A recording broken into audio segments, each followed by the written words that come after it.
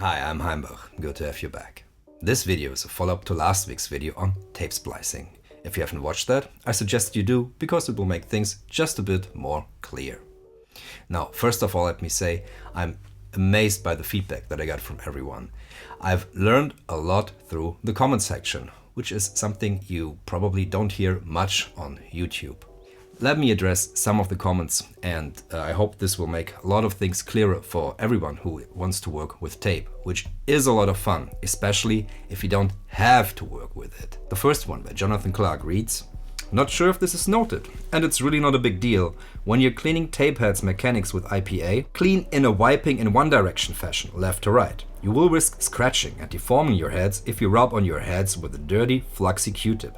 It's not a big deal, but if you're using tape machines almost daily, you're going to wear those heads eventually." This is so true.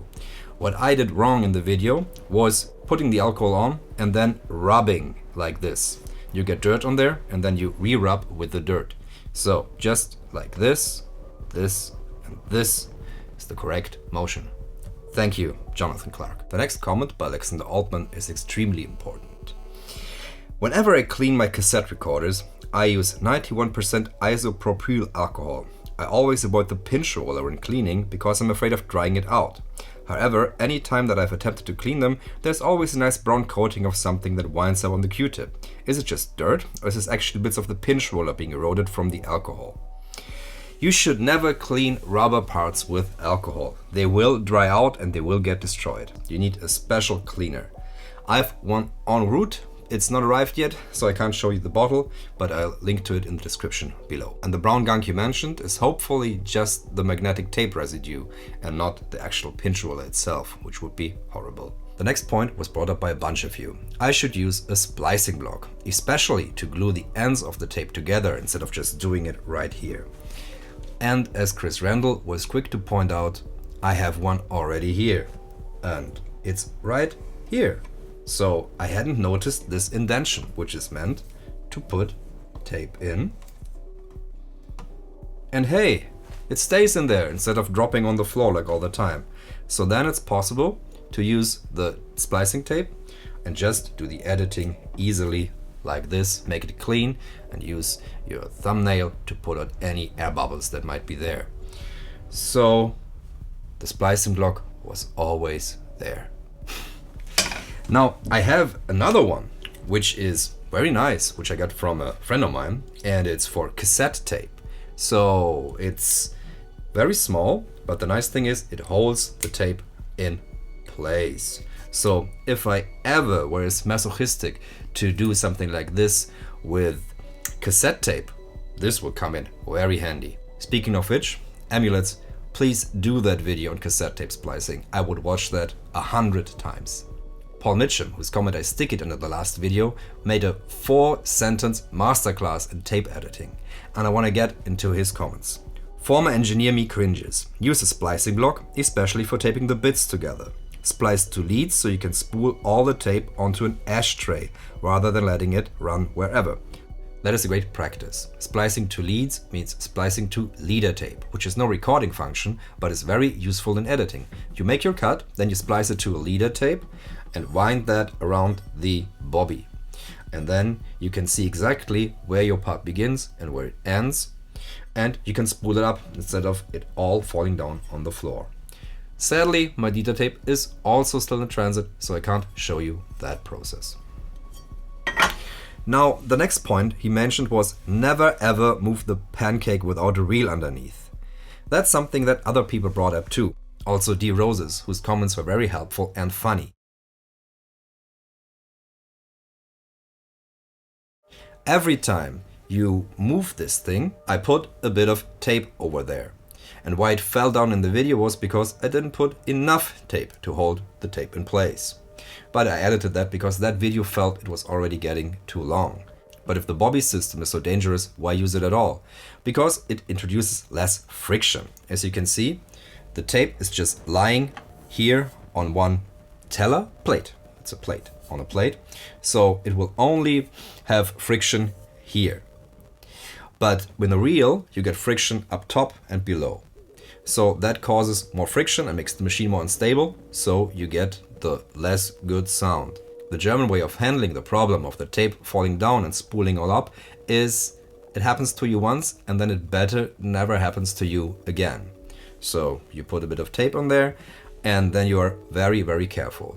But I agree, for editing, spools are easier and safer to use. So if anyone has nice spools lying around that they don't need anymore, I'd be happy to take care of them, because they are expensive. Paul Mitchum had one more very important comment. But the most important of all, always remember to degauss the tripod and the mic stand. This is something I hadn't thought of. I used mic stands and the tripod to spool the tape all around the room. And I put the splices over this metal arm. And metal becomes magnetic, so it might erase the tape, especially if the tape moves a lot over it. So how do I degauss something as big as this? I wonder if my little degaussing tool would even work for that. So when my friend Nick DeVries came around and we made some Nagra loops, we used wine and beer bottles.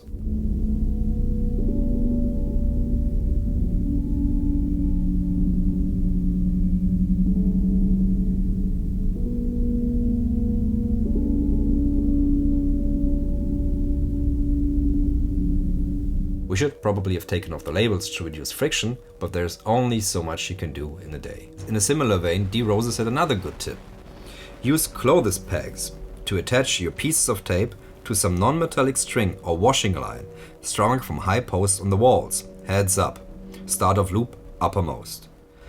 That's a simple and good and above all cheap idea, which I love. Because as you might have seen, tape is not that cheap. And closing pegs are cheap. Another helpful tip when editing tape is to prepare cuts of splicing tape already in advance.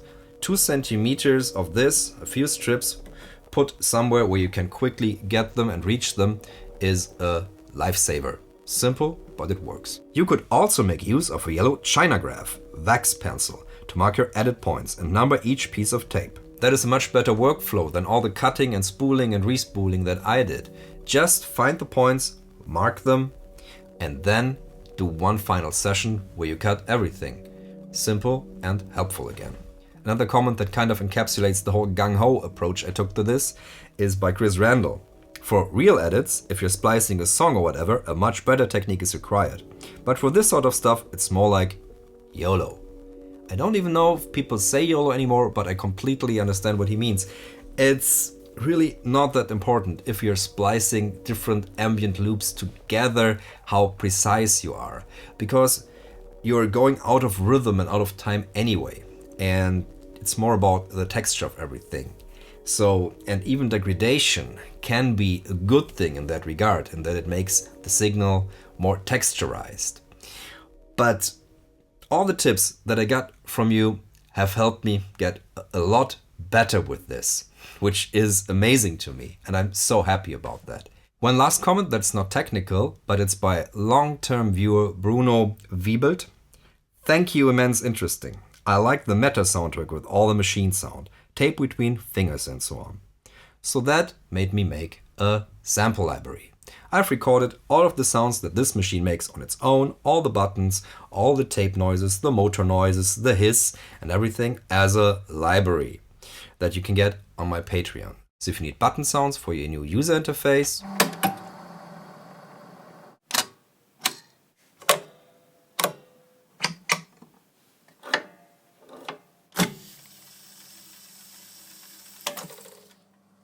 or some tape rustling for your ASMR needs,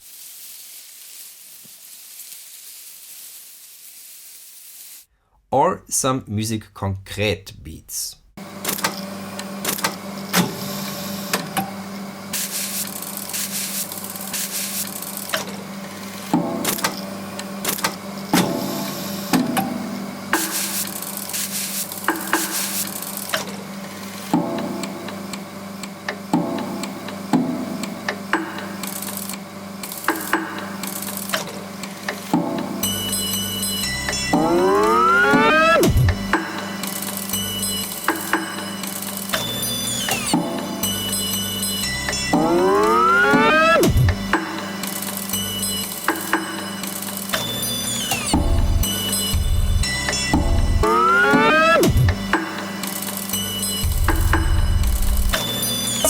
stops the machines.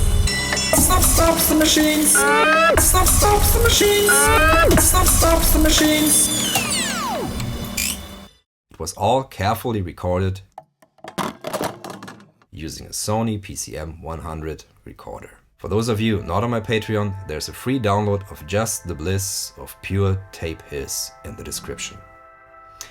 That's it for this video. Thank you all for making this so much fun, and yeah, do write me comments. As you can see, I read them all. And yeah, see you in the next one. Bye.